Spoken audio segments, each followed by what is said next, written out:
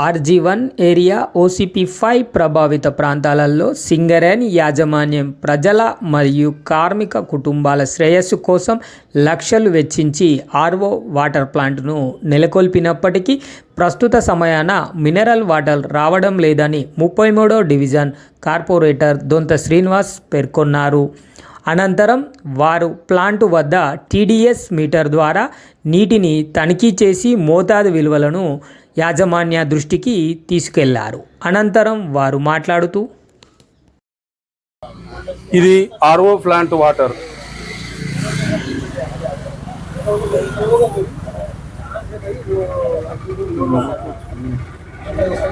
మూడు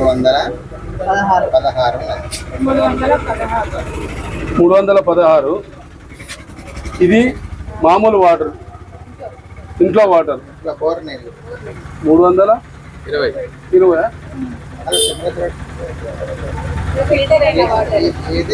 ఇది ఫిల్టర్ అయిన వాటర్, RO వాటర్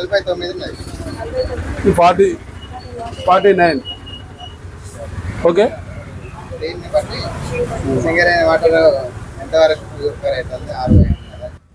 33వ డివిజన్, 32వ డివిజన్, 11వ డివిజన్లోని RO ప్లాంట్ ఓపెనింగ్ చేసినారే కానీ దానికి సంబంధించిన వాటర్ కానీ మామూలు వాటర్ కంటే హీనంగా ఉన్నాయి.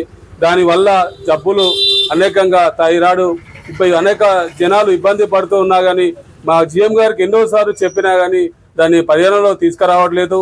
పరుమాలు చెప్పినాము, ఇది వినట్లేదు. ఇప్పుడు వర్షాకాలం వచ్చేది, అది ఉన్న వాటర్లో కెమికల్ అన్ని కలపడం రాకనా వాళ్ళకు చెయ్యరాకనో కానీ వాళ్ళు అసలు ఆ సూపర్వైజర్లకు కనీసం అవగాహన లేని వాళ్ళ సూపర్వైజర్లు పెట్టేసి మా పానాలను తీయడానికి చేస్తున్న మినరల్ వాటర్కు కొంచెం మినరల్ అయ్యేటట్టు చేయాలని ప్రత్యేకంగా GM గారిని ప్రజల అవసరాల నిమిత్తం కోసము సింగరేణి మన RO ప్లాంట్ ఏర్పాటు చేయడం జరిగింది.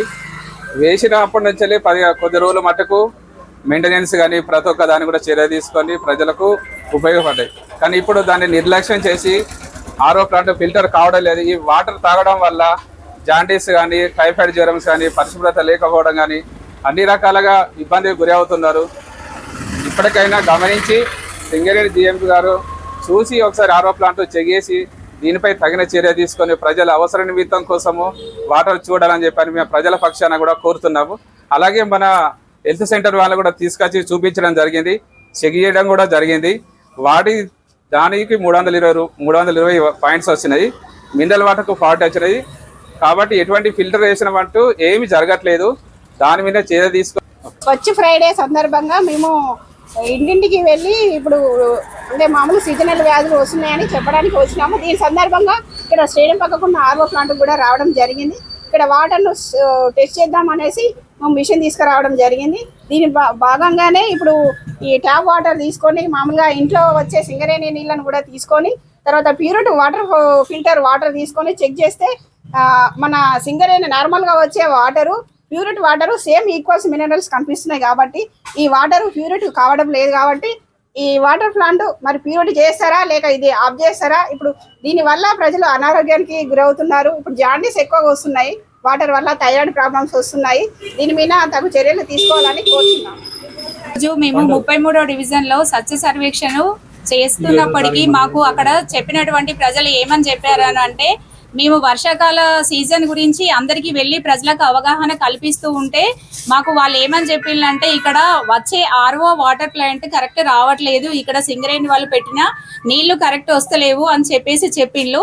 దాని ద్వారా మేము హెల్త్ వాళ్ళము, మేము అంగన్వాడీ టీచర్స్, కార్పొరేటర్, తర్వాత మున్సిపల్ ఆధ్వర్యంలో మేమందరం వచ్చి ఇక్కడ వాటర్ ఏ విధంగా వస్తున్నాయి అనేసి మేము ఇంట్లో వాటర్ను ఇక్కడ ఫిల్టర్ అయ్యే వాటర్ తీసుకొని తర్వాత RO వాటర్ నుండి వచ్చే వాటర్ కూడా తీసుకొని మేము ఇది చెక్ చేస్తే మిషన్ బట్టి చెక్ చేస్తే సేమ్ ఇంట్లో వాటర్ను ఇక్కడ వచ్చే వాటర్ కూడా ఫిల్టర్ అయిన వాటర్ కూడా సేమ్ అదే క్వాంటిటీలో కనబడుతున్నాయి. కాబట్టి ఇక్కడ వాటర్ కరెక్ట్ ఫిల్టర్ కావట్లేదు.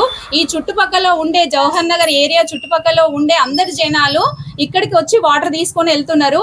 ఈ వాటర్ తాగడం ద్వారా అందరికీ సీజనల్ వ్యాధులు రావడము, తర్వాత మళ్ళీ జ్వరాలు, తర్వాత టైఫాయిడ్, డెంగ్యూ ఇలాంటివి రావడం జరుగుతుంది. కాబట్టి దీని ద్వారా మనకి ఏంటి అంటే జాండీస్ కూడా ఏర్పడే అవకాశం ఉంటుంది. అందరూ నమ్మి తీసుకెళ్తున్నారు కాబట్టి ఈ ప్లాంట్ను మంచిగా శుద్ధి చేసి మళ్ళీ మంచి వాటర్ రావాలని చెప్పేసి మా ప్రజలందరి కార్మికుల అవసరాల నిమిత్తం అదేవిధంగా డివిజన్లో ఉన్నటువంటి ప్రజలకు అందరికీ కూడా ఎంతో ప్రతిష్టాత్మకంగా ఆర్ఓ ప్లాంట్ నిర్వహించి 2022 సంవత్సరంలో దీన్ని అట్టహాసంగా నిర్మాణం ఓపెన్ కూడా చేయడం జరిగింది. కానీ ప్రారంభ శూరత్వం లాగా మొదలైన కొద్ది రోజులు మాత్రమే ఆర్ఓ ప్లాంట్ను పరిరక్షిస్తూ ఆర్ఓ ప్లాంట్ యొక్క వ్యవసాయాలను సేకరిస్తూ దాన్ని సంబంధించి చక్కగా చూసుకున్నారు. ఆ తర్వాత దీని యొక్క మెయింటెనెన్స్ను గాలికి వదిలేసినట్టుగా స్పష్టంగా కనిపిస్తున్నది.